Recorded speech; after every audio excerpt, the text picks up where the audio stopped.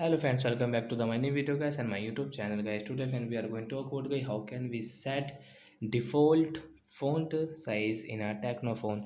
Friends, you want to set your phone default size. So friend, how can you set? Today I will show you in this video. So before starting video, friend, first of all go and subscribe the channel.